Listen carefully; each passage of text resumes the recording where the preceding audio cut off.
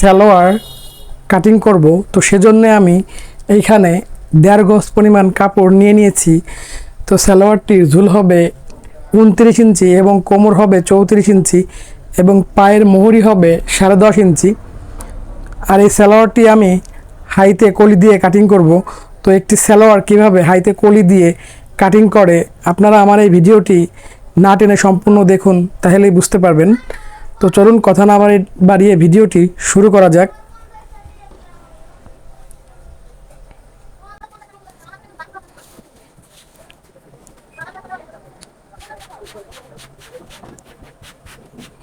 কাপড়টিকে এখন এইভাবে ডাবলে ভাঁজ দিয়ে নিব,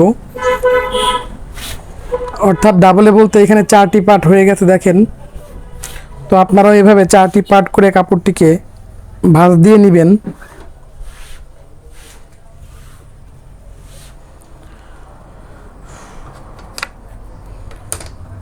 তো আমি এইখানে যে কাপড়টি পার কাছে মুড়িয়ে দিব, সেজন্য আমি এইখানে 1 ইঞ্চি পরিমাণ কাপড় দাগ দিয়ে নিলাম।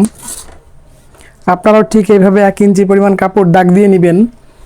এইখানে পায়ের মোহরি হচ্ছে 10.5 ইঞ্চি।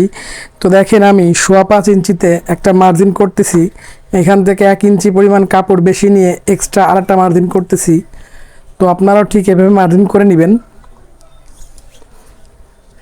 এখন আমি এই সালোয়ারটি কাটিং করার জন্য এখান থেকে 6 ইঞ্চি বাদ দিয়ে সালোয়ারটি ঝুল নিয়ে নিব। দেখেন এইখানে 6 ইঞ্চি বাদ দিয়ে 29.5 ইঞ্চি ঝুল হচ্ছে।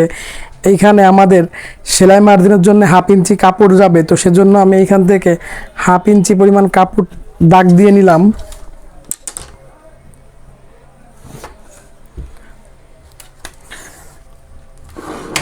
এখন আমি এই সালোয়ারটির এখান থেকে 6 ইঞ্চি বাদ দিয়ে এই সালোয়ারটির হাই নিব হচ্ছে 28.5 ইঞ্চি।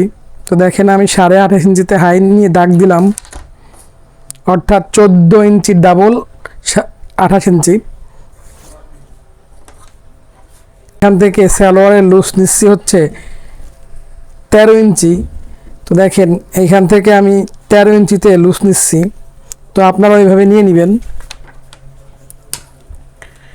এখন আমি এইখান থেকে সোজা করে একটা মার্জিন দিয়ে দিব এবং এইখান থেকে এভাবে শেপ কাটটি ধরে আমি সোজা করে মার্জিন করে নিব।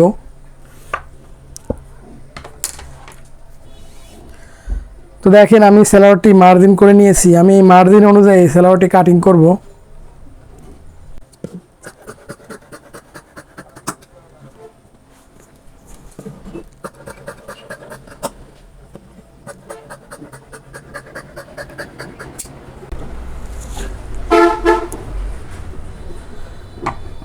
তো দেখেন আমি সালোয়ারটি কাটিং করে নিয়েছি।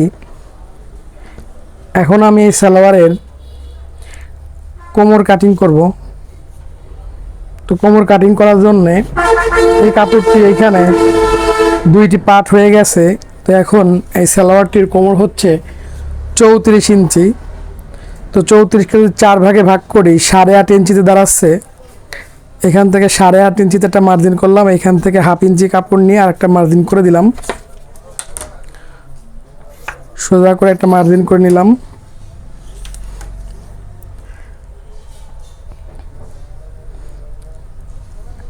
এখন এইখান থেকে আমি 8 ইঞ্চি পরিমাণ কাপড় নিয়ে একটা মার্জিন করে দিলাম।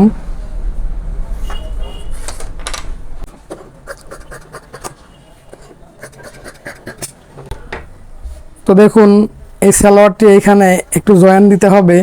তো জয়েন দেওয়ার জন্য আমি যে কাপড় আছে এক্সট্রা কাপড় দিয়ে এখানে জয়েন দিয়ে দিব।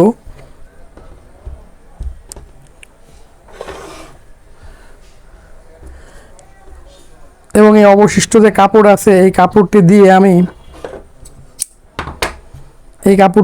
আমি এই সালোয়ারের কলিটা কাটিং করে দিব। তো দেখেন কলি কাটিং করার জন্য এইভাবে কোণাকুনি একটা ভাঁজ দিয়ে নেবেন। আমি এইখান থেকে 2.5 ইঞ্চিতে একটা দাগ দিলাম।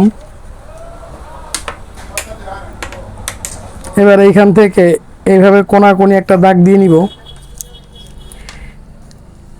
এবং এইখান থেকে আমি 4.5 ইঞ্চিতে একটা মার্জিন করে দিব। দেখেন